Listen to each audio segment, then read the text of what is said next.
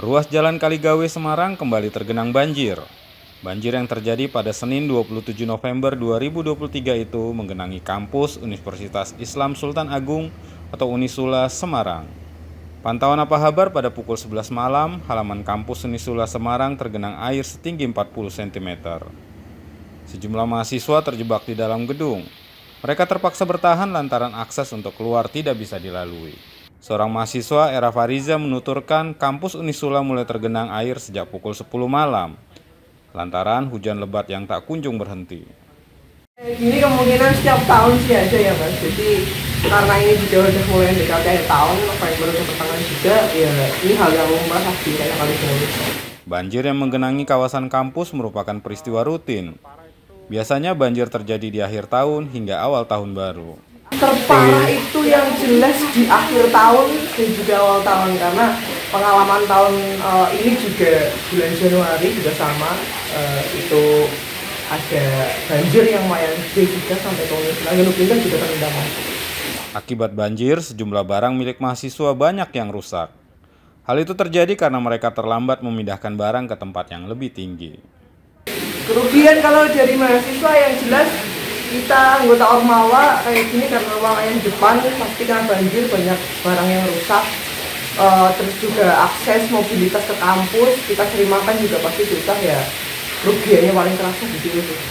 Kalau dari pihak kampusnya menanggapi persoalan banjir ini gimana Mas?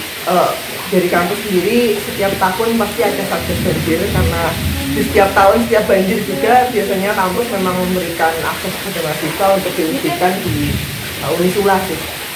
Banjir yang terjadi di Kaligawe telah menimbulkan korban jiwa.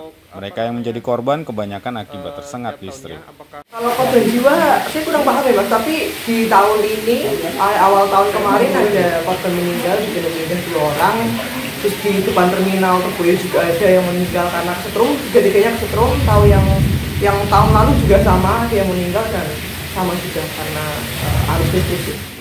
Sementara itu, petugas dari Polsek Genuk melaporkan terjadinya genangan di Simpang Terboyo, Semarang. Genangan terjadi akibat hujan lebat.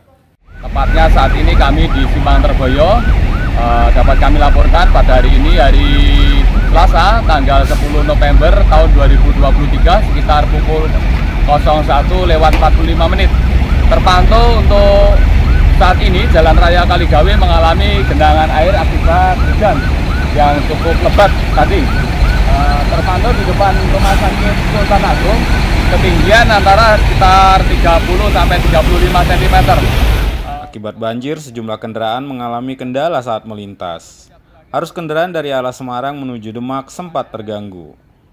Terpantau untuk kendaraan kecil mengalami hambatan untuk menyeberangi atau melintasi depan RSI, dan kendaraan berat pun mengalami keterlambatan atau ketersendatan yang menuju ke arah Semarang menuju Demak maupun Demak menuju Semarang.